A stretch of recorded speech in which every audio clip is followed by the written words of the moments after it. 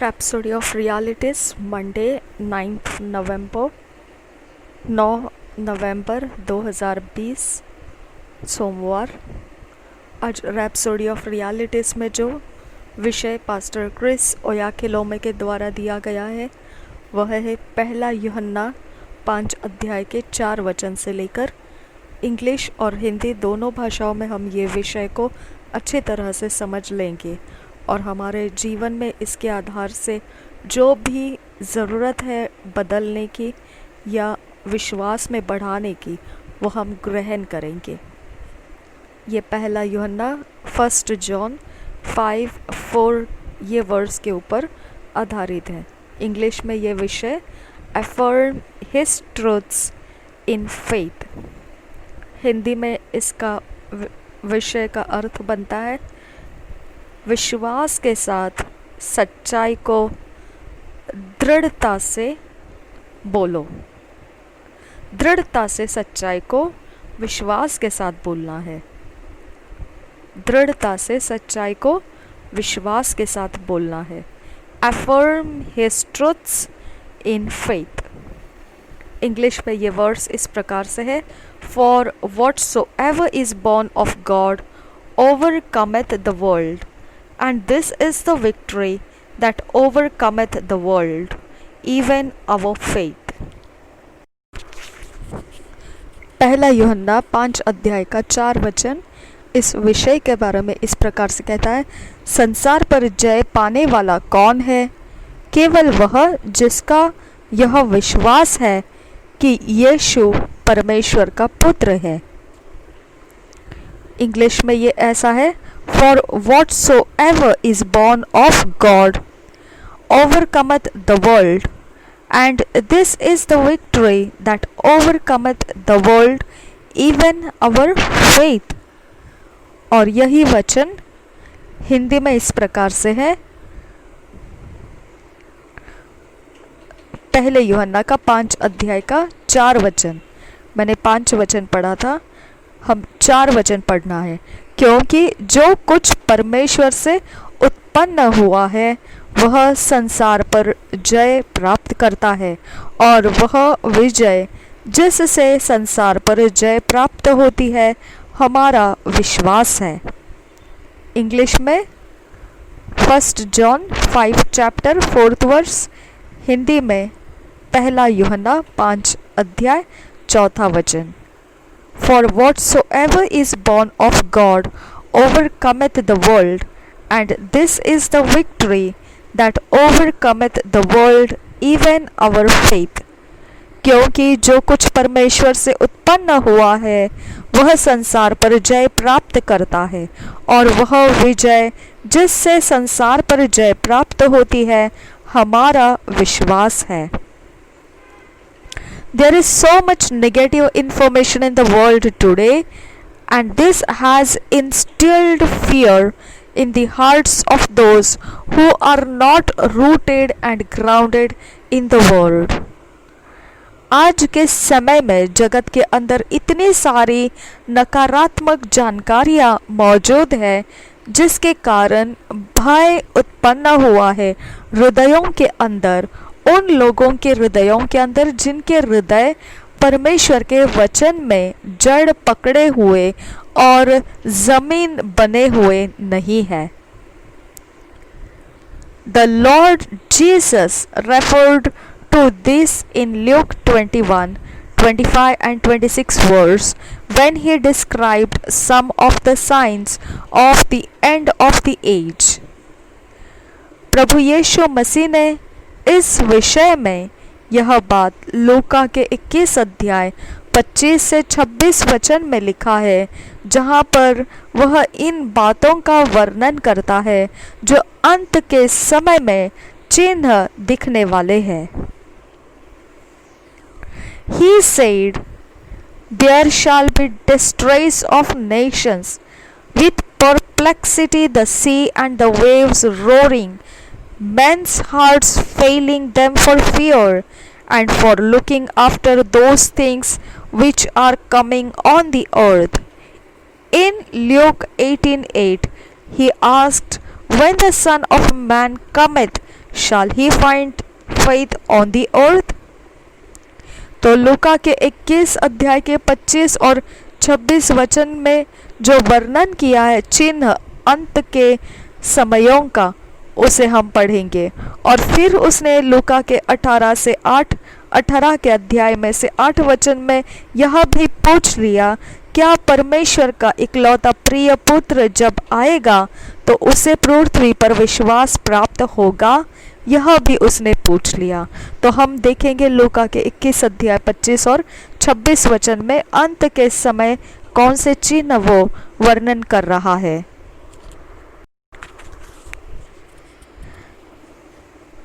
लूका 21 अध्याय 25 और 26 वचन, मनुष्य के पुत्र का पुनरागमन।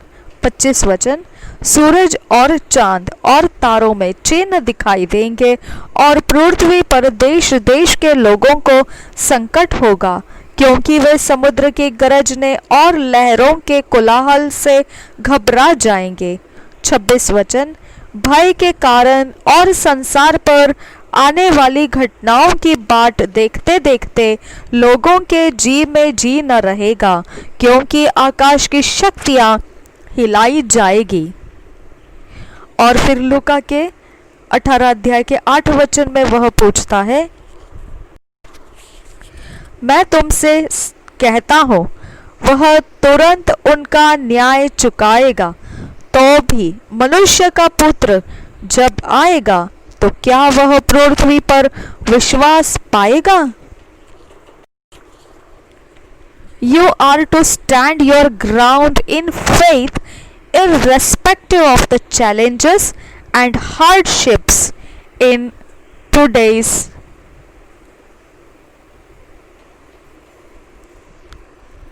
World.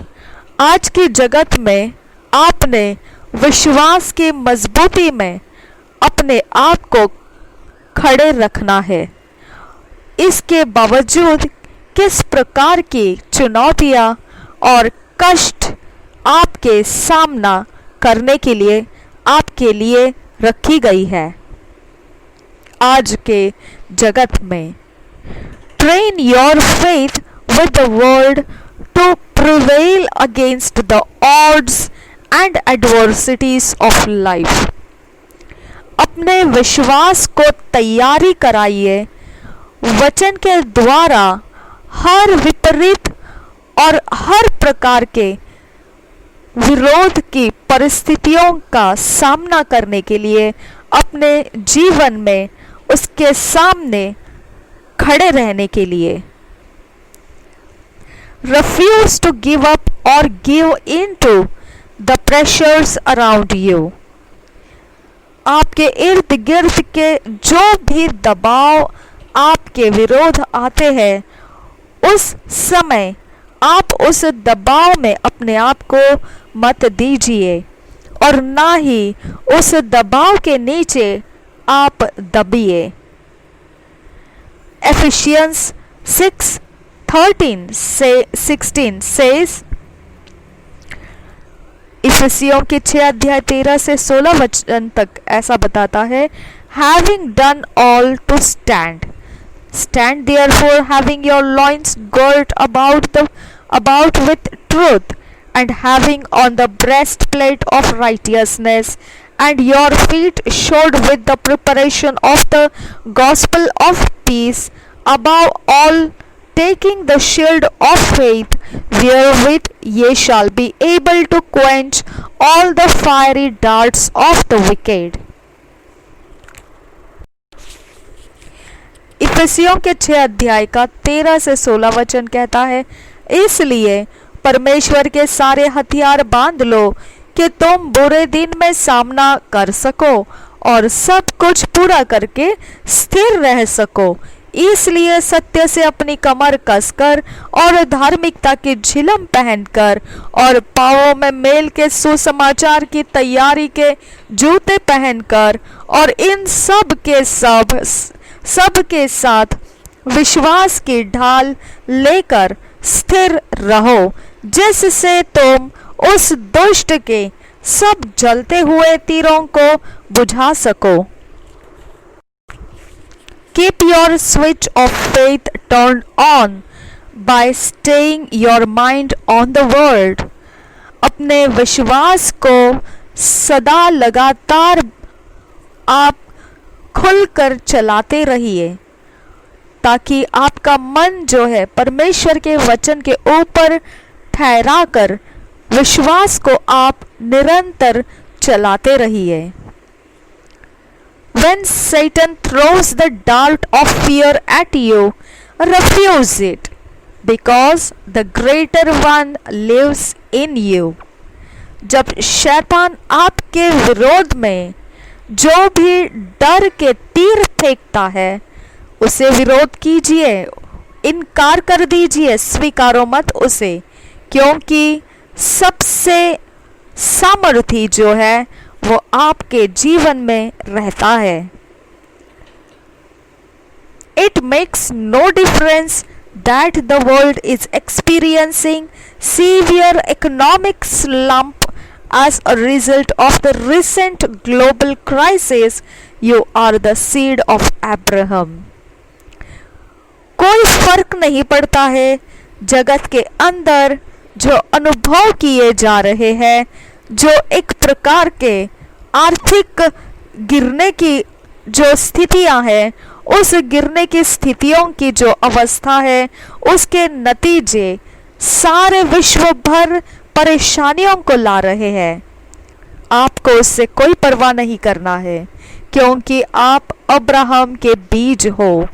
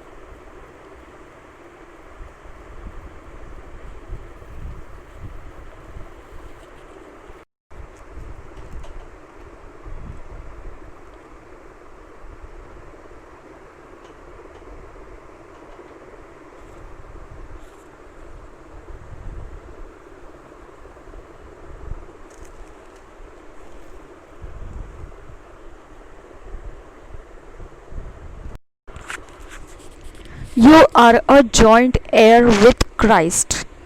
Never talk or live as one who is disadvantaged affirm God's truth.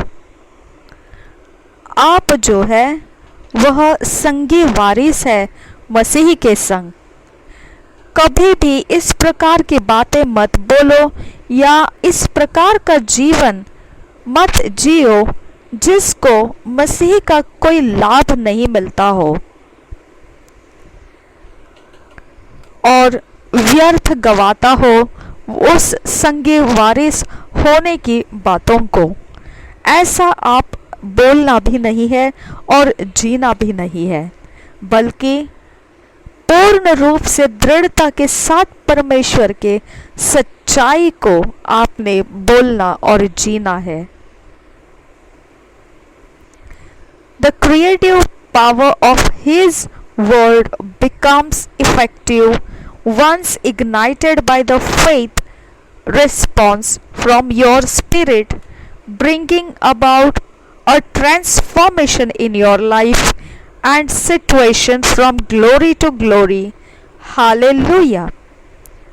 सृष्टि करने की जो सामर्थ्य परमेश्वर के वचन में है वह उस समय सक्रिय हो जाती है जब वह विश्वास का जवाब हमारे आत्मा में से ज्वलंत करता है और वह ज्वलंत होकर निकलता है, जब वह परिवर्तनों को लाता है अपने जीवन में और फिर परिस्थितियों को महिमा से महिमा में बदलता जाता है।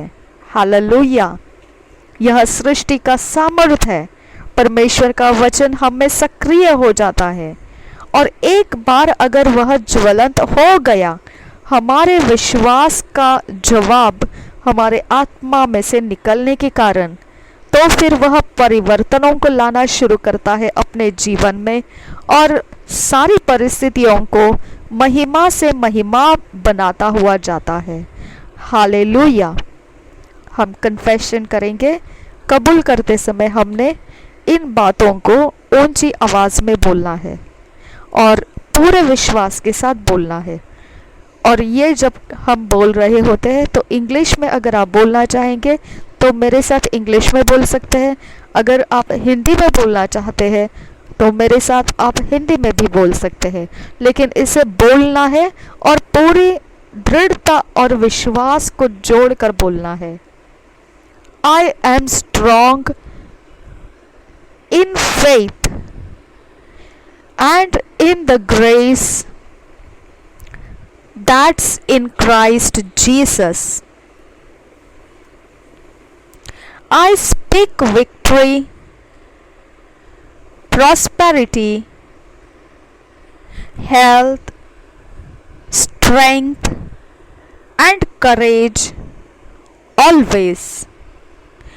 For greater is He that's in me than he that's in the world. The word of God has taken full possession and expression in me through my spirit, soul and body. Hallelujah. विश्वास में मैं मजबूत हूँ और अनुग्रह जो मसीह यीशु में है उसमें भी मजबूत हूँ। मैं जयवंत की बातें बोलता हूँ। समृद्धि, सेहत, सामर्थ और धैर्य सदैव मैं बोलता हूँ। वही सामर्थी है जो मुझ में है, उससे ज्यादा सामर्थी जो जगत में है।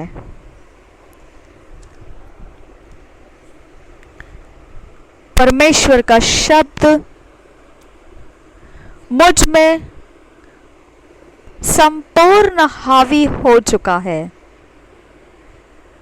और मैं उसी की सृष्टि में प्रकट हूँ। मेरे आत्मा से, प्राण और शरीर से। हालेलुया। आज जो वचन हमको पढ़ने के लिए मिला है वो है proverbs 18th chapter 21 verse, 2 Corinthians 4th chapter 13th verse, Philemon 1st chapter 6th verse। नीति वचन 18 अध्याय 21 वचन, दूसरा कुरिन्थियों की पत्री 4 अध्याय 13 वचन और फिलेमोन की पत्री 1 अध्याय 6 वचन। पहले हम इसे इंग्लिश में किंग जेम्स वर्जन में से पढ़ेंगे और फिर हम हिंदी में BSI बाइबल में से पढ़ेंगे। Proverbs 18th chapter 21th verse, death and life are in the power of the tongue, and they that love it shall eat the fruit thereof। 18 अध्याय नीति वचन का उसका 21 वचन इस प्रकार से कहता है, जीभ के वश में मृत्यु और जीवन दोनों होते हैं, और जो उसे काम में लाना जानता है वह उसका फल भोगेगा। प्रोवर्ब्स 18:21 फिर से पढ़ेंगे। Death and life are in the power of the tongue, and they that love it shall eat the fruit thereof। Hindi में और एक बार पढ़ेंगे 18 अध्याय 21 वचन नीति वचन का। जीभ के वश में मृत्यु और जीवन दोनों होते हैं, और जो उसे काम में लाना जानता है वह उसका फल भोगेगा। 2 Corinthians 4th chapter 13th verse, we having the same spirit of faith, according as it is written, I believed and therefore have I spoken, we also believe and therefore speak। इसलिए कि हम में वही विश्वास की आत्मा है जिसके विषय में लिखा है, मैंने विश्वास किया इसलिए मैं बोला। अतः हम भी विश्वास करते हैं इसीलिए बोलते हैं। दूसरा कुरिन्थियों 4 अध्याय 13 वचन मैंने पढ़ा और एक बार इसे पढ़ेंगे। इसलिए कि हम में वही विश्वास की आत्मा है जिसके विषय में लिखा है, मैंने विश्वास किया इसलिए मैं बोला। अतः हम भी विश्वास करते हैं इसीलिए बोलते हैं। Philemon 1st chapter 6th verse, that the communication of thy faith may become effectual by the acknowledging of every good thing which is in you in Christ Jesus। Philemon की पत्री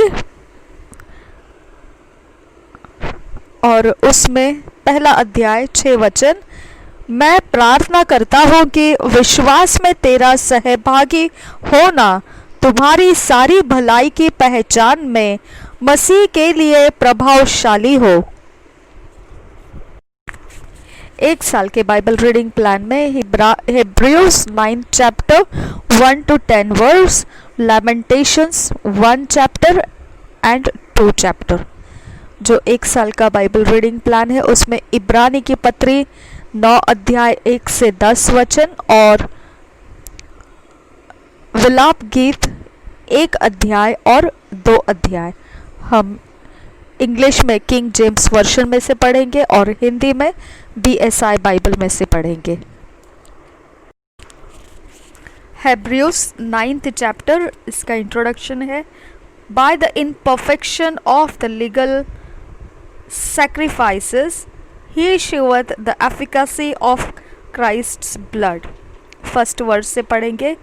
Then verily the first covenant had also ordinances of divine service and a worldly sanctuary, For there was a tabernacle made, the first, wherein was the candlestick and the table and the shewbread, which is called the sanctuary. And after the second veil, the tabernacle which is called the holiest of all, which had the golden censer and the ark of the covenant overlaid round about with gold, wherein was the golden pot that had manna, and Aaron's rod that budded, and the tables of the covenant, and over it the cherubims of glory shadowing the mercy seat, of which we cannot now speak particularly. Now, when these things were thus ordained, the priests went always into the first tabernacle, accomplishing the service of God. But into the second went the high priest alone, once every year, not without blood, which he offered for himself and for the errors of the people. The Holy Ghost, this signifying that the way into the hell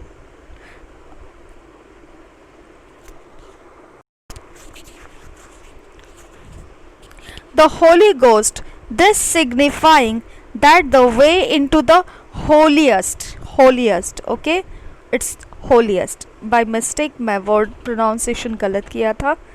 That the way into the holiest of all was not yet made manifest, while as the first tabernacle was yet standing, which was a figure for the time then present, in which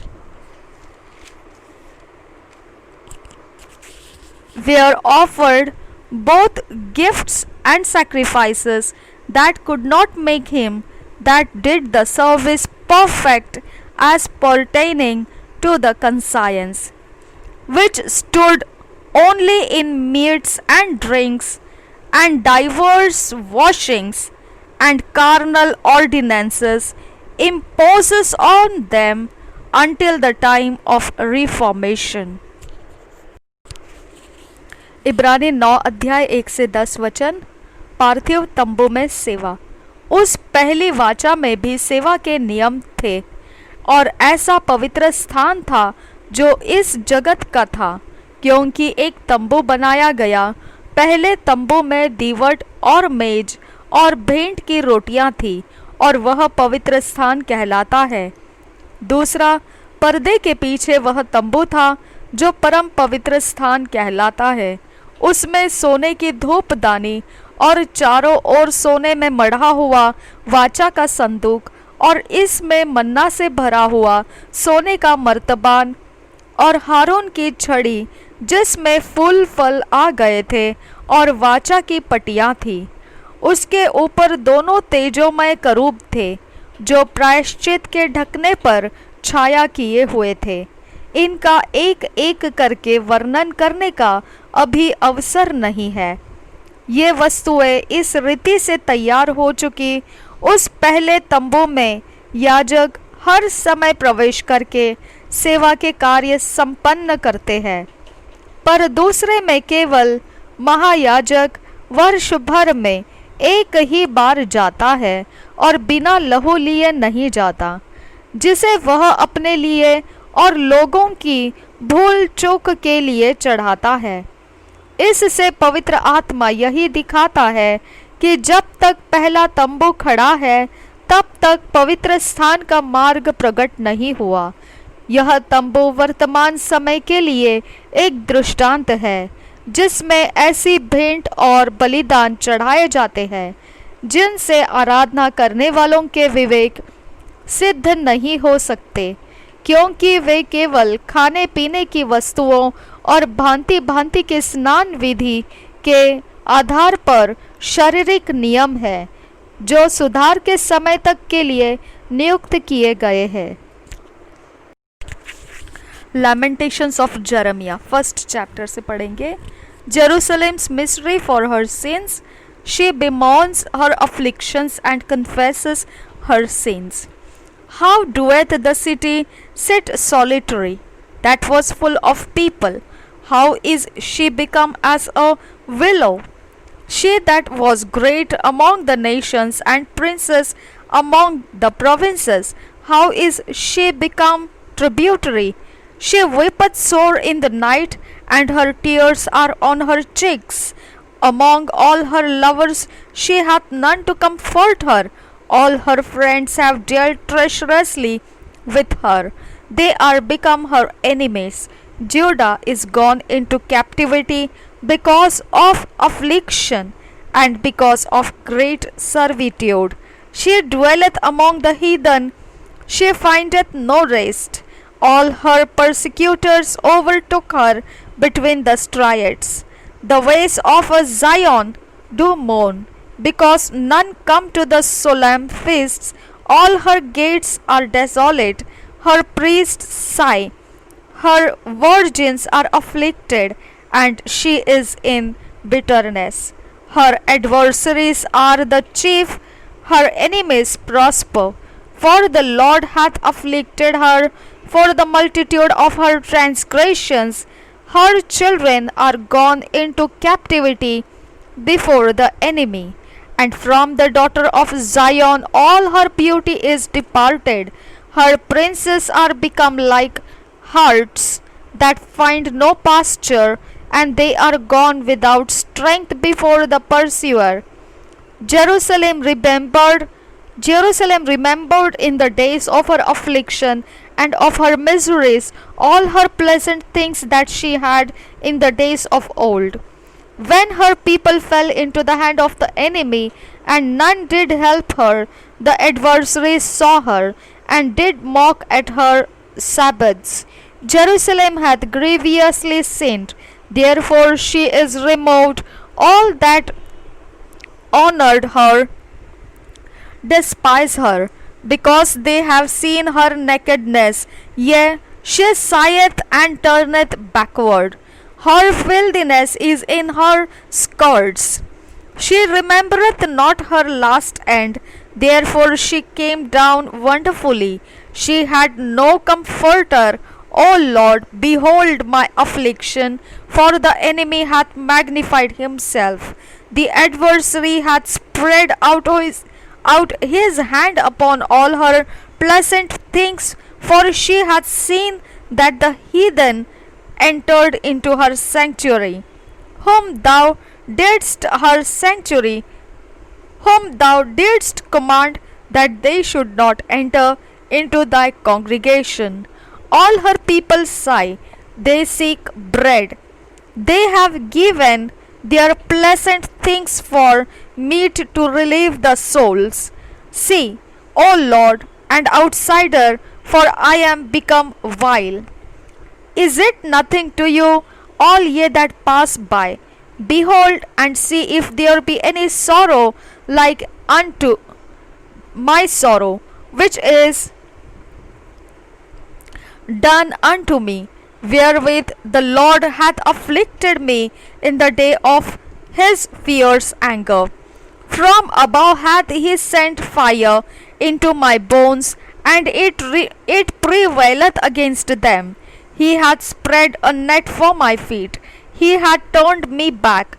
He hath made me desolate and faint all the day. The yoke of my transgressions is bound by his hand. They are red and come up upon my neck. He hath made my strength to fall. The Lord hath delivered me into their hands, from whom I am not able to rise up. The Lord hath trodden under foot all my mighty men in the midst of me. He hath called an assembly against me to crush my young men. The Lord hath trodden the virgin, the daughter of Judah, as in a winepress. For these things I weep, mine eye runneth down with water, because the comforter that should relieve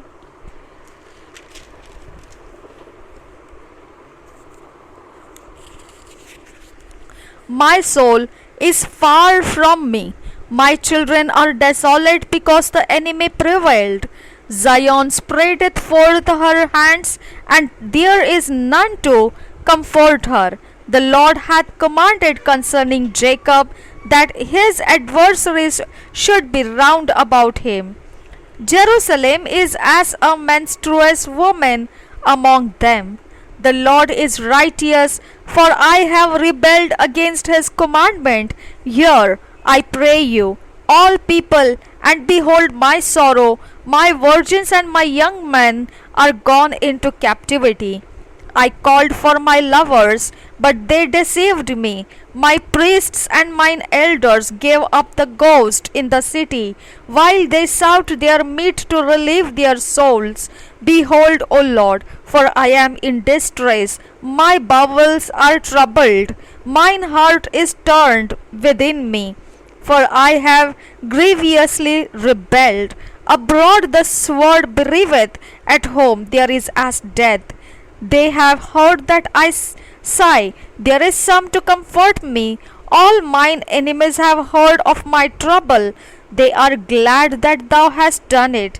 Thou wilt bring the day that thou hast called, and they shall be like unto me. Let all their wickedness come before thee, and do unto them as thou hast done unto me. For all my transgressions for my sighs are many, and my heart is faint. Chapter 2. Jeremiah laments Jerusalem's misery. He complains thereof to God. First verse से पढ़ेंगे. How hath the Lord covered the daughter of Zion with a cloud in his anger, and cast down from heaven unto the earth the beauty of Israel, and remembered not his footstool in the day of his anger. The Lord hath swallowed up all the habitations of Jacob, and hath not pitied. He hath thrown down in his wrath the strongholds of the daughter of Judah. He hath brought them down to the ground. He hath polluted the kingdom and the princes thereof. He hath cut off in his fierce anger all the horn of Israel. He hath drawn back his right hand from before the enemy, and he burned against Jacob like a flaming fire, which devoureth round about. He hath bent his bow like an enemy. He stood with his right hand as an adversary, and slew all that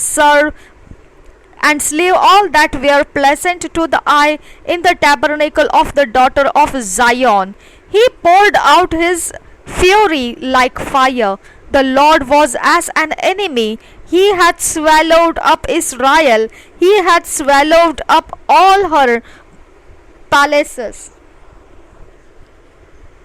He hath destroyed his strongholds, and hath increased in the daughter of Judah mourning and lamentation. And he hath violently taken away his tabernacle, as if it were of a garden. He hath destroyed his places of the assembly.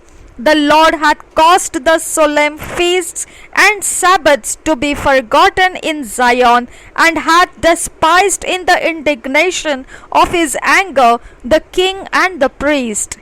The Lord hath cast off his altar.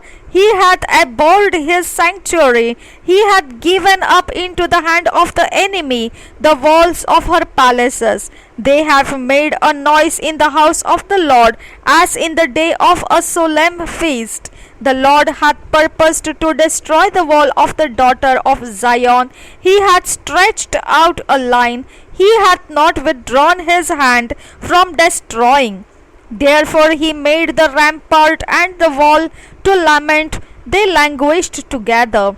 Her gates are sunk into the ground. He hath destroyed and broken her bars.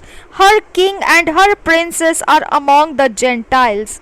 The law is no more. Her prophets also find no vision from the Lord. The elders of the daughter of Zion sit upon the ground and keep silence. They have cast up dust upon their heads.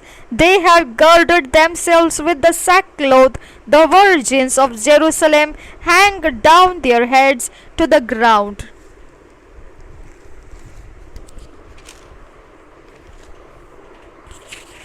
Mine eyes do fail with tears, my bowels are troubled, my liver is poured upon the earth for the destruction of the daughter of my people, because the children and the sucklings swoon in the streets of the city. They say to their mothers, where is corn and wine? When they swooned as the wounded in the streets of the city, when their soul was poured out into their mother's bosom. What thing shall I take to witness for thee? What thing shall I liken to thee, O daughter of Jerusalem? What shall I equal to thee, that I may comfort thee, O virgin daughter of Zion? For thy breach is great, like the sea, who can heal thee? Thy prophets have seen vain and foolish things for thee, and they have not discovered thine iniquity to turn away thy captivity, but have seen for thee false burdens and causes of banishments. All that pass by clap their hands at thee, they hiss and wag their head at the daughter of Jerusalem, saying, is this the city that men call the perfection of beauty, the joy of the whole earth? All time enemies have opened their mouth against thee. They hiss and gnash the teeth. They say, we have swallowed her up. Certainly this is the day that we looked for. We have found, we have seen it. The Lord had done that which he had devised. He had fulfilled his word that he had commanded in the days of old. He hath thrown down and hath not pitied, and he hath caused those thine enemy to rejoice over thee. He hath set up the horn of thine adversaries. Then their heart cried unto the Lord, O wall of the daughter of Zion, let tears run down like a river day and night. Give thyself no rest, let not the apple of thine eye cease. Arise, cry out in the night, in the beginning of the watches. Pour out thine heart like water before the face of the Lord. Lift up thy hands toward him for the life of thy young children, that faint for hunger in the top of every street. Behold, O Lord, and consider to whom thou hast done this. Shall the woman eat their fruit, and children of a span long? Shall the priest and the prophet be slain in the sanctuary of the Lord? The young and the old lie on the ground in the streets. My virgins and my young men are fallen by the sword. Thou hast slain them in the day of thine anger. Thou hast killed and not pitied. Thou hast called as in a solemn day my terrors round about, so that in the day of the Lord's anger none escaped nor remained. Those that I have swaddled and brought up hath mine enemy consumed. विलाप गीत पहला अध्याय। यरूशलेम के दुख। जो नगरी लोगों से भरपूर थी, वह अब कैसी अकेली बैठी हुई है।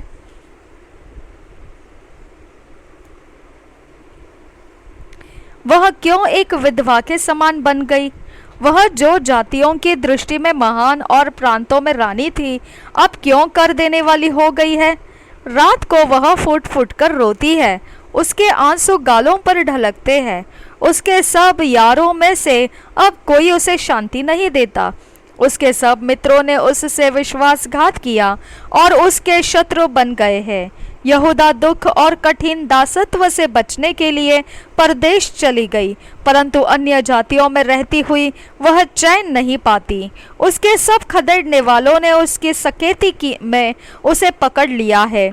सियोन के मार्ग विलाप कर रहे हैं, क्योंकि नियत पर्वों में कोई नहीं आता है।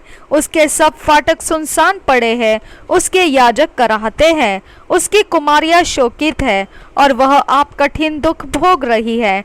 उसके द्रोही प्रधान हो गए, उसके शत्रु उन्नति कर रहे हैं, क्योंकि यहोवा ने उसके बहुत से अपराधों के कारण उसे दुख दिया है। उसके बाल बच्चों को शत्रु हाँक हाँक कर बंधुआई में ले गए। सियोन की पुत्री का सारा प्रताप जाता रहा है। उसके हकीम ऐसी हरिणों के समान हो गई है, जिन्हें कोई चरागाह नहीं मिलती।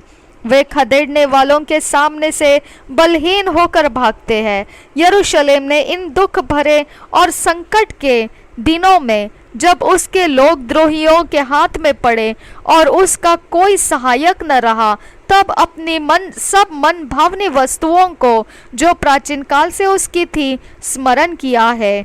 उसके द्रोहियों ने उसको उजड़ा देखकर ठट्ठों में उड़ाया है।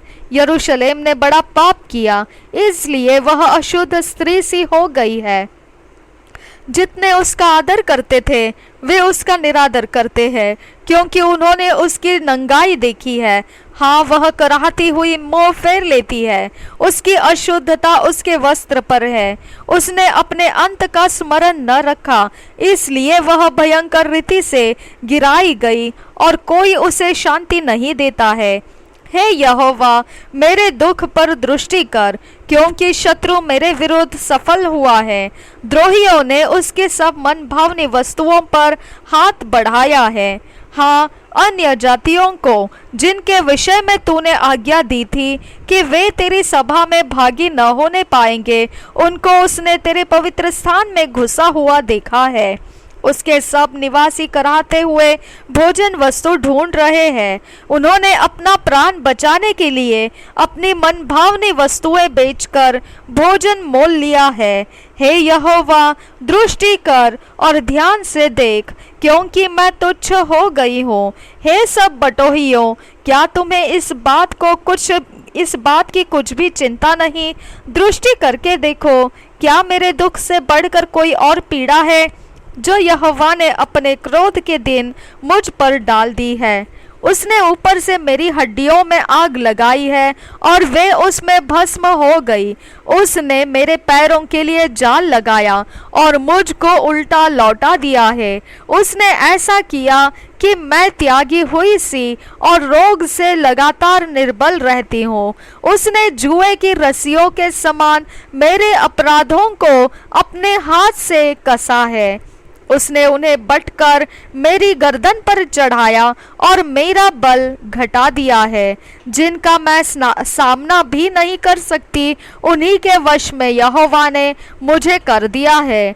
यहोवा ने मेरे सब पराक्रमी पुरुषों को तुच्छ जाना। उसने नियत पर्व का प्रचार करके लोगों को मेरे विरुद्ध बुलाया कि मेरे जवानों को पीस डाले। यहूदा की कुमारी कन्या को यहोवा ने मानो कोल्हू में पेरा है। इन बातों के कारण मैं रोती हुई, मेरी आंखों से आंसू की धारा बहती रहती है, क्योंकि जिस शांति दाता के कारण मेरा जी हरा भरा हो जाता था, वह मुझसे दूर हो गया। मेरे बच्चे अकेले हो गए, क्योंकि शत्रु प्रबल हुआ है। सियोन हाथ फैलाए हुए है, उसे कोई शांति नहीं देता। यहोवा ने याकूब के विषय में यह आज्ञा दी है कि उसके चारों ओर के निवासी उसके द्रोही हो जाए। यरूशलेम उनके बीच अशुद्ध स्त्री के समान हो गई है। यहोवा सच्चाई पर है, क्योंकि मैंने उसकी आज्ञा का उल्लंघन किया है। हे सब लोगों, सुनो और मेरी पीड़ा को देखो। मेरे कुमार और कुमारियां बंधुआई में चली गई है। मैंने अपने मित्रों को पुकारा, परंतु उन्होंने भी मुझे धोखा दिया। जब मेरे याजक और पुरनिये इसलिए भोजन वस्तु ढूंढ रहे थे कि खाने से उनका जी हरा हो जाए, तब नगर ही में उनके प्राण छूट गए। हे यहोवा, दृष्टि कर, क्योंकि मैं संकट में हूँ। मेरी अंतड़ियाँ ऐठी जाती है, मेरा हृदय उलट गया है, क्योंकि मैंने बहुत बलवा किया है। बाहर तो मैं तलवार से निर्वंश होती हूँ और घर में मृत्यु विराज रही है। उन्होंने सुना है कि मैं कराहती हूँ, परंतु कोई मुझे शांति नहीं देता। मेरे सब शत्रुओं ने मेरी विपत्ति का समाचार सुना है, वे इससे हर्षित हो गए कि तू ही ने यह किया है। परंतु जिस दिन की चर्चा तूने प्रचार करके सुनाई है, उसको तू दिखा, तब वे भी मेरे समान हो जाएंगे। उनकी सारी दुष्टता की और दृष्टि कर, और जैसे मेरे सारे अपराधों के कारण तूने मुझे दंड दिया, वैसे ही उनको भी दंड दे, क्योंकि मैं बहुत ही कराहती हूँ और मेरा हृदय रोग से निर्बल हो गया है। यरूशलेम को परमेश्वर का दंड। पहले वचन से, दूसरा अध्याय पहले वचन से। यहोवा ने सियोन की पुत्री की किस प्रकार अपने कोप के कोप के बादलों से ढांप दिया है। उसने इस्राएल की शोभा को आकाश से धरती पर पटक दिया और कोप के दिन अपने पांवों की चौकी को स्मरण नहीं किया। यहोवा ने याकूब की सब बस्तियों को निष्ठुरता से नष्ट किया है। उसने रोष में आकर यहूदा की पुत्री के दृढ़ गढ़ों को ढाकर मिट्टी में मिला दिया है। उसने हकीमों समेत राज्य को अपवित्र ठहराया है। उसने क्रोध में आकर इस्राएल के सींग को जड़ से काट डाला है। उसने शत्रु के सामने उनकी सहायता करने से अपना दाहिना हाथ खींच लिया है। उसने चारों ओर भस्म करती हुई लौ के समान याकूब को जला दिया है। उसने शत्रु बनकर धनुष चढ़ाया और बैरी बनकर दाहिना हाथ बढ़ाए हुए खड़ा है, और जितने देखने में मन भावने थे उन सब को उसने घात किया। सियोन की पुत्री के तंबू पर उसने आग के समान अपनी जलजलाहट भड़का दी है। यहोवा शत्रु बन गया, उसने इस्राएल को निगल लिया। उसके सारे भवनों को उसने मिटा दिया और उसके दृढ़ गढ़ों को नष्ट कर डाला है, और यहूदा की पुत्री को का रोना पीटना बहुत बढ़ाया है। उसने अपना मंडप बारी के मचान के समान अचानक गिरा दिया। अपने मिलाप स्थान का उसने नाश किया है। यहोवा ने सियोन में नियत पर्व और विश्राम दिन दोनों को भुला दिया है, और अपने भड़के हुए कोप से राजा और याजक दोनों का तिरस्कार किया है।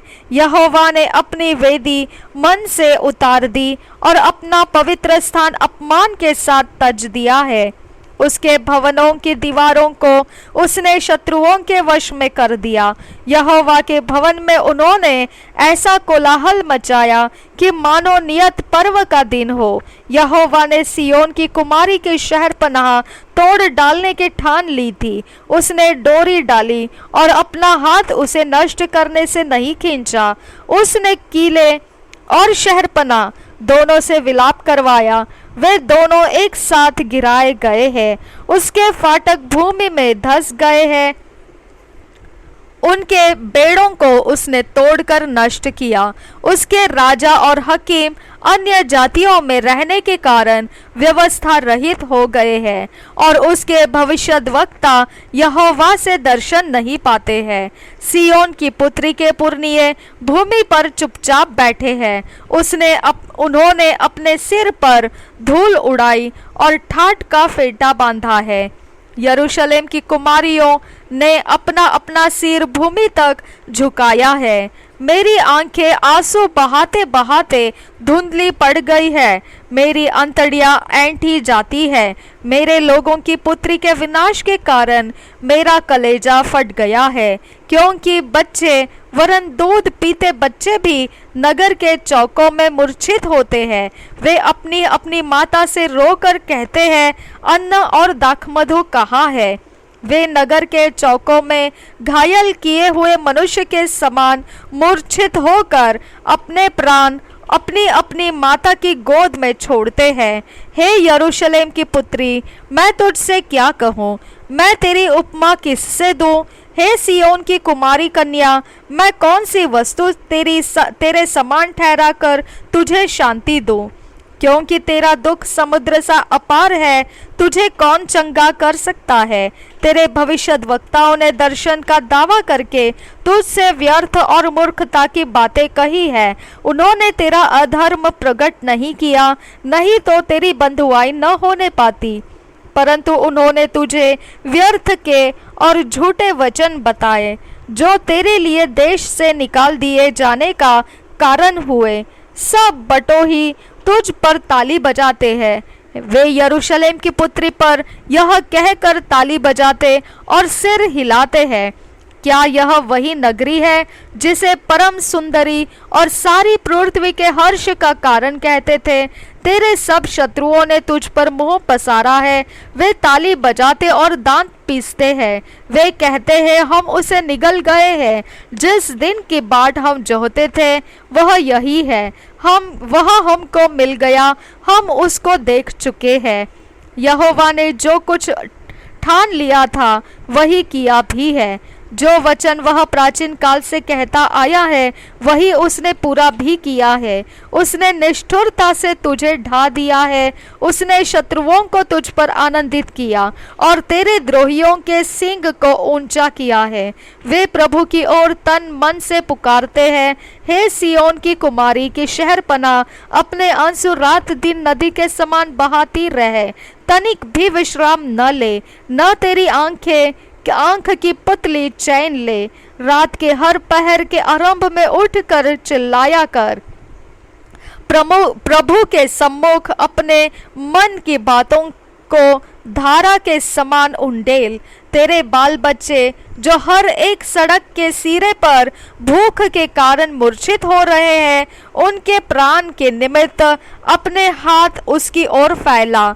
हे यहोवा, दृष्टि कर और ध्यान से देख कि तूने यह सब दुख किसको दिया है। क्या स्त्रियां अपना फल अर्थात अपनी गोद के बच्चों को खा डाले? हे प्रभु, क्या याजक और भविष्यद्वक्ता तेरे पवित्र स्थान में घात किए जाए? सड़कों में लड़के और बूढ़े दोनों भूमि पर पड़े हैं। मेरी कुमारियां और जवान लोग तलवार से गिर गए हैं। तूने कोप करने के दिन उन्हें घात किया। तूने निष्ठुरता के साथ उनका वध किया है। तूने मेरे भाई के कारणों को नियत पर्व की भीड़ के समान चारों ओर से बुलाया है, और यहोवा के कोप के दिन न तो कोई भाग निकला और न कोई बचा रहा है। जिनको मैंने गोद में लिया और पाल पोस कर बढ़ाया था, मेरे शत्रु ने उनका अंत कर डाला है। 2 साल के बाइबल रीडिंग प्लान में, 2 years बाइबल रीडिंग प्लान में 2 Peter 1st chapter 1 to 12 verse, Ezekiel 40th chapter। 2 साल के बाइबल रीडिंग प्लान में 2 पत्रस 1 अध्याय 1 से 12 वचन और यहेजकियल की भविष्यवाणी 40 अध्याय। पहले हम इंग्लिश में किंग जेम्स वर्शन में से पढ़ेंगे, वही हम हिंदी में BSI बाइबल से पढ़ेंगे। 2 Peter 1st chapter, Introduction. Saluting the Christians, he admonisheth them of the gifts and promises of the gospel. He exhorteth them to add to their faith such virtues as would make it fruitful. He remembereth them hereof, knowing his dissolution to be near. First word से पढ़ेंगे। Simon Peter, a servant and an apostle of Jesus Christ, to them that have obtained like precious faith with us through the righteousness of God and our Savior Jesus Christ. Grace and peace be multiplied unto you through the knowledge of God and of Jesus our Lord, according as his divine power hath given unto us all things that pertain unto life and godliness, through the knowledge of him that hath called us to glory and virtue, whereby are given unto us exceeding great and precious promises, that by these ye might be partakers of the divine nature, having escaped the corruption that is in the world through lust. And beside this, giving all diligence, Add to your faith virtue, and to virtue knowledge, and to knowledge temperance, and to temperance patience, and to patience godliness, and to godliness brotherly kindness, and to brotherly kindness charity. For it for if these things be in you and abound, they make you that ye shall neither be barren nor unfruitful in the knowledge of our Lord Jesus Christ. But he that lacketh these things is blind, and cannot see afar off, and hath forgotten that he was purged from his old sins. Wherefore, the rather, brethren, give diligence to make your calling and election sure. For if ye do these things, ye shall never fall. For so an entrance shall be ministered unto you abundantly into the everlasting kingdom of our Lord and Saviour Jesus Christ. Wherefore I will not be negligent to put you always in remembrance of these things, though ye know them and be established in the present truth.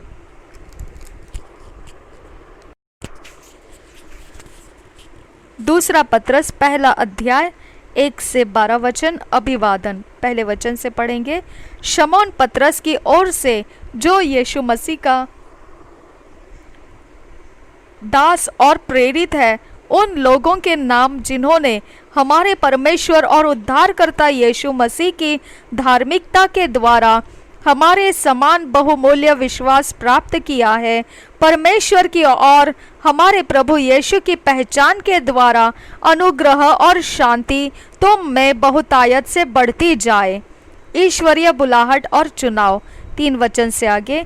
क्योंकि उसकी ईश्वरीय सामर्थ्य ने सब कुछ जो जीवन और भक्ति से संबंध रखता है हमें उसी की पहचान के द्वारा दिया है, जिसने हमें अपनी ही महिमा और सद्गुण के अनुसार बुलाया है, जिनके द्वारा उसने हमें बहुमूल्य और बहुत ही बड़ी प्रतिज्ञाएं दी है, ताकि इनके द्वारा तुम उस सड़ाहट से छूटकर जो संसार में बुरी अभिलाषाओं से होती है, ईश्वरीय स्वभाव के समभागी हो जाओ।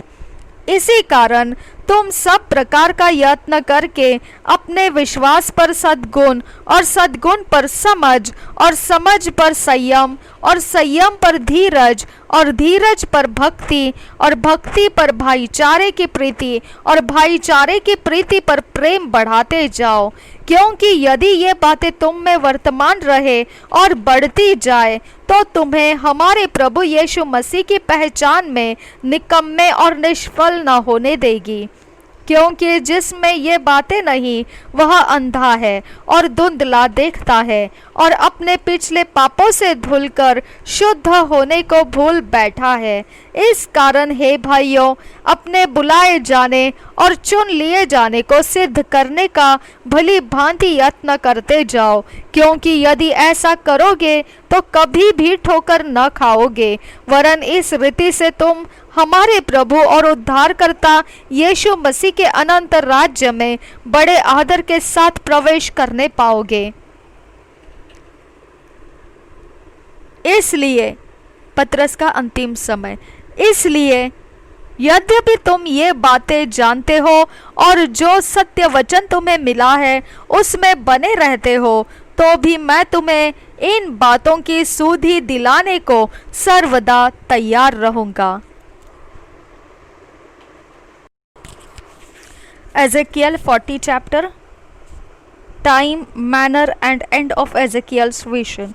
In the 5 and 20th year of our captivity, in the beginning of the year, in the 10th day of the month, in the 14th year after that, the city was smitten. In the self same day, the hand of the Lord was upon me and brought me thither. In the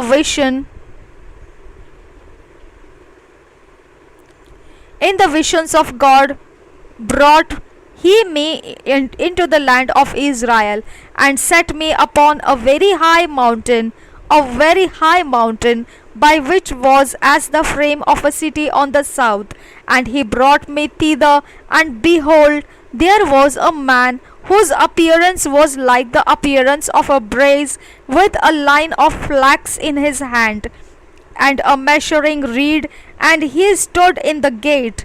And the man said unto me, Son of man, behold with thine eyes, and hear with thine ears, and set thine heart upon all that I shall shew thee, for to the intent that I might shew them unto thee art thou brought hither.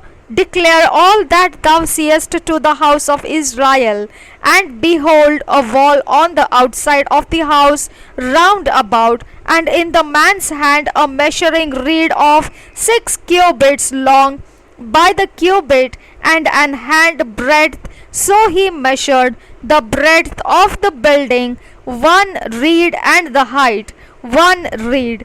Then came he unto the gate which looketh toward the east, and went up the stairs thereof, and measured the threshold of the gate, which was 1 reed broad, and the other threshold of the gate, which was 1 reed broad.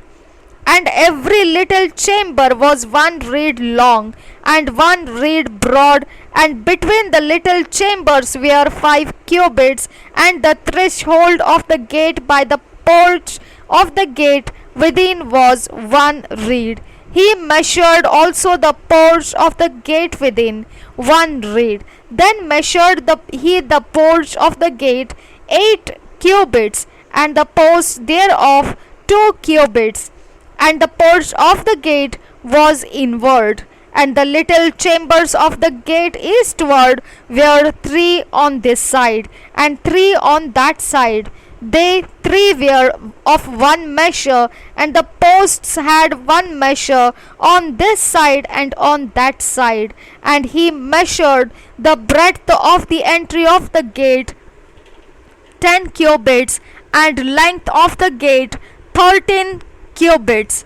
The space also before the little chambers was 1 cubit on this side, and the space was 1 cubit on that side. And the little chambers were 6 cubits on this side, and 6 cubits on that side.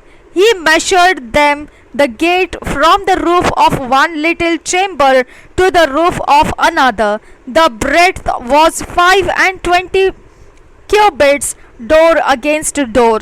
He made also posts of 60 cubits, even unto the post of the court round about the gate, and from the face of the gate of the entrance unto the face of the porch of the inner gate were 50 cubits. And there were narrow windows to the little chambers, and to their posts within the gate round about, and likewise to the arks. And windows were round about inward, and upon each post were palm trees. Then brought he me into the outward court, and lo, there were chambers and a pavement made for the court round about. 30 chambers were upon the pavement. And the pavement by the side of the gates over against the length of the gates was the lower pavement. Then he measured the breadth of the forefront of the lower gate unto the forefront of the inner court without 100 cubits eastward and northward. And the gate of the outward court that looked toward the north, he measured the length thereof and the breadth thereof. And the little chambers thereof were 3 on this side and 3 on that side. And the posts thereof and the arcs thereof were after the measure of the first gate. The length thereof was 50 cubits, and the breadth 25 cubits. And their windows and their arcs and their palm trees were after the measure of the gate that looked toward the east, and they went up unto it by 7 steps, and the arcs thereof were before them. And the gate of the inner court was over against the gate toward the north and toward the east, and he measured from gate to gate 100 cubits.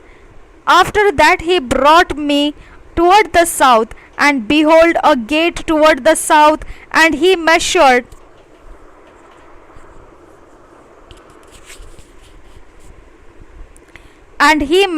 the posts thereof and the arcs thereof according to these measures. And there were windows in it, and in the arcs thereof round about like those windows. The length was 50 cubits, and the breadth 25 cubits. And there were 7 steps to go up to it, and the arcs thereof were before them. And it had palm trees, one on this side and another on that side, upon the posts thereof. And there was a gate in the inner court toward the south, and he measured from gate to gate toward the south 100 cubits. And he brought me to the inner court by the south gate, and he measured the south gate according to these measures. And the little chambers thereof, and the posts thereof, and the arcs thereof, according to these measures. And there were windows in it, and in the arcs thereof round about. It was 50 cubits long, and 25 cubits broad. And the arcs round about were 25 cubits long, and 5 cubits broad. And the arcs thereof were toward the utter court, and palm trees were upon the posts thereof, and the going up to it had 8 steps. And he brought me into the inner court toward the east, and he measured the gate according to these measures. And the little chambers thereof, and the posts thereof, and the arcs thereof were according to these measures. And there were windows therein, and in the arcs thereof round about it was 50 cubits long, and 25 cubits broad.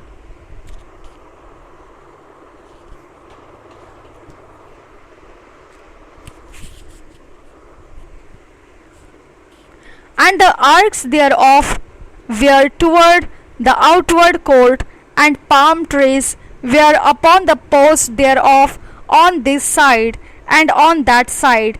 And the going up to it had 8 steps. And he brought me to the north gate, and measured it according to these measures. The little chambers thereof, the posts thereof, and the arcs thereof, and the windows to it round about. The length was 50 cubits, and the breadth 25 cubits.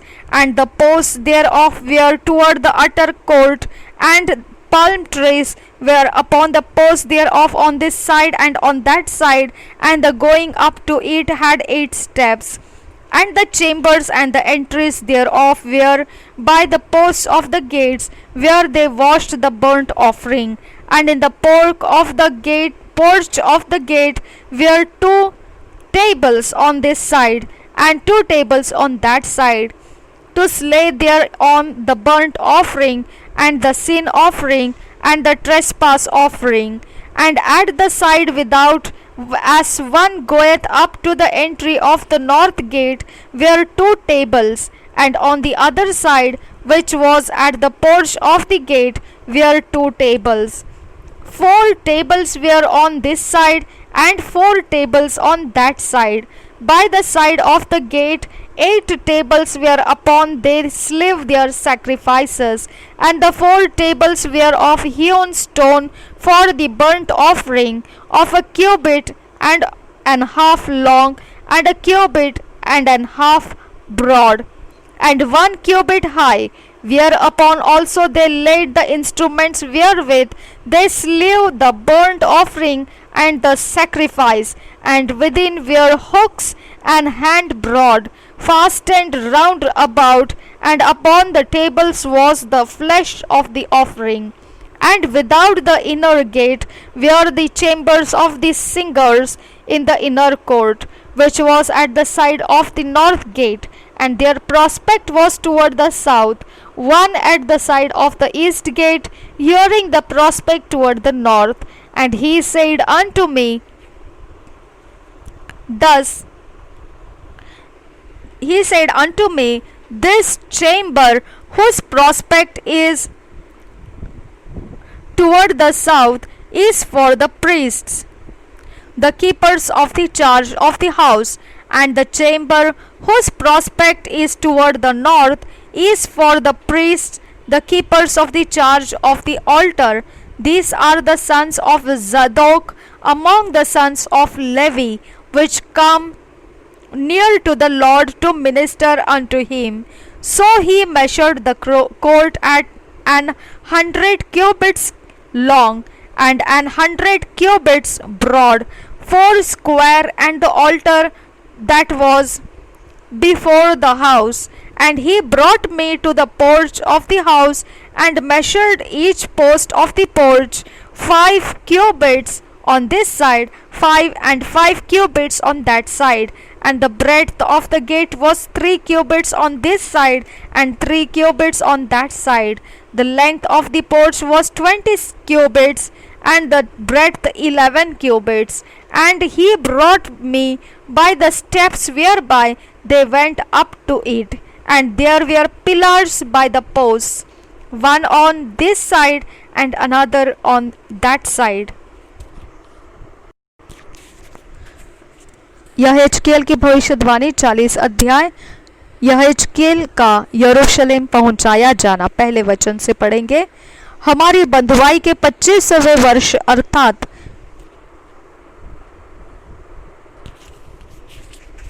यरूशलेम नगर के ले लिए जाने के बाद 14वें वर्ष के पहले महीने के 10वें दिन को यहोवा की शक्ति मुझ पर हुई और उसने मुझे वहां पहुंचाया।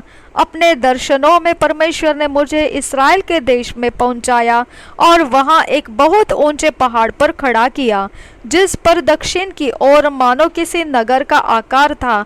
जब वह मुझे वहां ले गया तो मैंने क्या देखा कि पीतल के समान और हाथ से सन का फीता और मापने का बांस लिए हुए एक पुरुष फाटक में खड़ा है। उस पुरुष ने मुझसे कहा, हे मनुष्य के संतान, अपनी आंखों से देख और अपने कानों से सुन, और जो कुछ मैं तुझे दिखाऊंगा उस सब पर ध्यान दे, क्योंकि तू इसलिए यहाँ पहुँचाया गया है कि मैं तुझे ये बातें दिखाऊं, और जो कुछ तू देखे वह इस्राएल के घराने को बताए। पूर्वी फाटक 5 वचन से आगे। और देखो, भवन के बाहर चारों ओर एक दीवार थी, और उस पुरुष के हाथ में मापने का बांस था, जिसकी लंबाई ऐसे 6 हाथ की थी, जो साधारण हाथों से 14 भर अधिक है। अतः उसने दीवार की मोटाई मापकर बांस भर की पाई, फिर उसकी ऊंचाई भी मापकर बांस भर की पाई। तब वह उस फाटक के पास आया जिसका मुंह पूर्व की ओर था, और उसके सीढ़ी पर चढ़कर फाटक की दोनों डेवढ़ियों की चौड़ाई मापकर एक एक बांस भर की पाई। पहरे वाली कोठरियां बांस भर लंबी और बांस भर चौड़ी थी, और 2-2 कोठरियों का अंतर 5 हाथ का था। और फाटक की डेवढ़ी जो फाटक के ओसारे के पास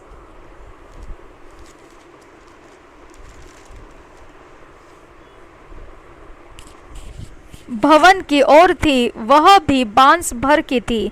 तब उसने फाटक का वह ओसारा जो भवन के सामने था मापकर बांस भर का पाया। उसने फाटक का ओसारा मापकर 8 हाथ का पाया, और उसके खंभे 2-2 हाथ के पाए। और फाटक का ओसारा भवन के सामने था। पूर्वी फाटक के दोनों ओर 3-3 पहरे वाली कोठरियां थी, जो सब एक ही माप की थी, और दोनों ओर के खंभे भी एक ही माप के थे। फिर उसने फाटक के द्वार की चौड़ाई मापकर 10 हाथ की पाई, और फाटक की लंबाई मापकर 13 हाथ की पाई। दोनों ओर की पहरे वाली कोठरियों के आगे हाथ भर का स्थान था, और दोनों ओर कोठरियां 6-6 हाथ की थी। फिर उसने फाटक को एक ओर की पहरे वाली कोठरी की छत से लेकर दूसरी ओर की पहरे वाली कोठरी की छत तक मापकर 25 हाथ की दूरी पाई और द्वार आमने सामने थे। फिर उसने 60 हाथ के खंबे मापे और आंगन फाटक के आसपास खंबे तक था। फाटक के बाहरी द्वार के आगे से लेकर उसके भीतरी ओसारे के आगे तक 50 हाथ का अंतर था। पहरे वाली कोठरियों में और फाटक के भीतर चारों ओर कोठरियों के बीच के खंबे के बीच बीच में झिलमिलेदार खिड़कियां थी और खंभों के ओसरे में भी वैसी ही थी और फाटक के भीतर के चारों ओर खिड़कियां थी और हर एक खंबे पर खजूर के पेड़ खुदे हुए थे। बाहरी आंगन। तब वह मुझे बाहरी आंगन में ले गया और उस आंगन के चारों ओर कोठरियां थी और उस फर्श बना हुआ था जिस पर 30 कोठरियां बनी थी और एक फर्श बना हुआ था जिस पर 30 कोठरियां बनी थी। वह फर्श अर्थात निचला फर्श फाटकों से लगा हुआ था और उनकी लंबाई के अनुसार था। फिर उसने निचले फाटक के आगे से लेकर भीतरी आंगन के बाहर के आगे तक माप कर 100 हाथ पाए। वह पूर्व और उत्तर दोनों ओर ऐसा ही था। उत्तरी फाटक 20 वचन से आगे। तब बाहरी आंगन के उत्तरमुखी फाटक की लंबाई और चौड़ाई उसने मापी। उसके दोनों ओर 3-3 पहरे वाली कोठरियां थी और इसके भी खंभों के ओसारे की माप पहले फाटक के अनुसार थी। इसकी लंबाई 50 और चौड़ाई 25 हाथ की थी। इसकी भी खिड़कियों और खंभों के ओसारे और खजूरों की माप पूर्वमुखी फाटक की सी थी और इस पर चढ़ने को 7 सीढ़ियां थी और उनके सामने इसका ओसारा था। भीतरी आंगन के उत्तर और पूर्व की ओर दूसरे फाटकों के सामने फाटक थे और उसने फाटकों की दूरी मापकर 100 हाथ की पाई। दक्षिणी फाटक 24 वचन से आगे। फिर वह मुझे दक्षिण की ओर ले गया और दक्षिण की ओर एक फाटक था और उसने इसके खंबे और खंभों का ओसारा माप कर इनकी वैसी ही माप पाई। उन खिड़कियों के समान इसके और इसके खंभों के ओसारों के चारों ओर भी खिड़कियां थी। इसकी भी लंबाई 50 और चौड़ाई 50 हाथ की थी। इसमें भी चढ़ने के लिए 7 सीढ़ियां थी और उनके सामने खंभों का ओसारा था और उसके दोनों ओर के खंभों पर खजूर के पेड़ खुदे हुए थे। दक्षिण की ओर भी भीतरी आंगन का एक फाटक था और उसने दक्षिण ओर के दोनों फाटकों की दूरी मापकर 100 हाथ की पाई। भीतरी आंगन दक्षिणी फाटक। तब वह 28 वचन से आगे। तब वह दक्षिणी फाटक से होकर मुझे भीतरी आंगन में ले गया और उसने दक्षिणी फाटक को मापकर वैसा ही पाया, अर्थात इसकी भी पहरे वाली कोठरियां और खंबे और खंभों का ओसारा सब वैसे ही थे और इसके खंभों के ओसारे के भी चारों ओर खिड़कियां थी और इसकी लंबाई 50 और चौड़ाई 25 हाथ की थी। इसके चारों ओर के खंभों का ओसारा भी 25 हाथ लंबा और 50 हाथ चौड़ा था। उसका खंभों का ओसारा बाहरी आंगन की ओर था और इसके खंभों पर भी खजूर के पेड़ खुदे हुए थे और उस पर चढ़ने की 8 सीढ़ियां थी। भीतरी आंगन पूर्वी फाटक 32 वचन से आगे। फिर वह पुरुष मुझे पूर्व की ओर भीतरी आंगन में ले गया और उस ओर के फाटक को मापकर वैसा ही पाया। इसकी भी पहरे वाली कोठरियां और खंबे और खंभों का ओसारा सब वैसे ही थे और इसके खंभों के ओसारे के चारों ओर भी खिड़कियां थी। इसकी लंबाई 50 और चौड़ाई 25 हाथ की थी। इसका ओसारा भी बाहरी आंगन की ओर था और उसके दोनों ओर के खंभों पर खजूर के पेड़ खुदे हुए थे और इस पर भी चढ़ने को 8 सीढ़ियां थी। भीतरी आंगन उत्तरी फाटक। 35 वचन से आगे, फिर उस पुरुष ने मुझे उत्तरी फाटक के पास ले जाकर उसे मापा और उसको भी माप वैसी ही पाई, उसकी भी माप वैसी ही पाई। उसके भी पहरे वाली कोठरियां और खंबे और उनका ओसारा था, और उसके भी चारों ओर खिड़कियां थी। उसकी लंबाई 50 और चौड़ाई 25 हाथ की थी। उसके खंबे बाहरी आंगन की ओर थे, और उन पर भी दोनों ओर खजूर के पेड़ खुदे हुए थे, और उसमें चढ़ने को 8 सीढ़ियां थी। उत्तरी फाटक के निकट स्थित कोठरियां। 38 वचन से आगे, फिर फाटकों के पास के खंभों के निकट द्वार समेत कोठरी थी, जहां होम बलि धोया जाता था, होम बलि, पाप बलि और दोष बलि के पशुओं का वध करने के लिए। फाटक के ओसारे के पास उसके दोनों ओर दो दो मेजें थी। फाटक की एक बाहरी अलंग पर अर्थात उत्तरी फाटक के द्वार के चढ़ाई पर 2 मेजें थी, और उसकी दूसरी बाहरी अलंग पर भी, जो फाटक के ओसारे के पास थी, 2 मेजें थी। फाटक के दोनों ओर 4-4 मेजें थी, सब मिलकर 8 मेजें थी, जो बलि पशु वध करने के लिए थी। फिर होम बलि के लिए तराशे हुए पत्थर की 4 मेजें थी, जो 1.5 हाथ लंबी, 1.5 हाथ चौड़ी और हाथ भर ऊंची थी। उन पर होम बलि और मेल बलि के पशुओं को वध करने के हथियार रखे जाते थे। भीतर चारों ओर चौवे भर की अंकड़ियां लगी थी, और मेजों पर चढ़ावे का मांस रखा हुआ था। भीतरी आंगन के उत्तरी फाटक के बाहर गाने वालों की कोठरियां थी, जिनके द्वार दक्षिण की ओर थे, और पूर्वी फाटक की ओर एक कोठरी थी, जिसका द्वार उत्तर की ओर था। उसने मुझसे कहा, वह कोठरी जिसका द्वार दक्षिण की ओर है, उन याजकों के लिए है जो भवन की चौकसी करते हैं, और जिस कोठरी का द्वार उत्तर की ओर है, वह उन याजकों के लिए है जो वेदी की चौकसी करते हैं। ये सदोक की संतान है, और लेवियों में से यहोवा की सेवा टहल करने को केवल ये ही उसके समीप जाते हैं। भीतरी आंगन और मंदिर का भवन। फिर उसने आंगन को माप कर उसे चौकोर अर्थात 100 हाथ लंबा और 100 हाथ चौड़ा पाया, और भवन के सामने वेदी थी। फिर वह मुझे भवन के ओसारे में ले गया, और ओसारे के दोनों ओर के खंभों को माप कर 5-5 हाथ का पाया, और दोनों ओर फाटक की चौड़ाई 3-3 हाथ की थी। ओसारे की लंबाई 20 हाथ और चौड़ाई 11 हाथ की थी, और उस पर चढ़ने को सीढ़ियां थी, और दोनों ओर के खंभों के पास लाटें थी। प्रभु यीशु हम सब के साथ बना रहे। आमेन, आमेन, आमेन।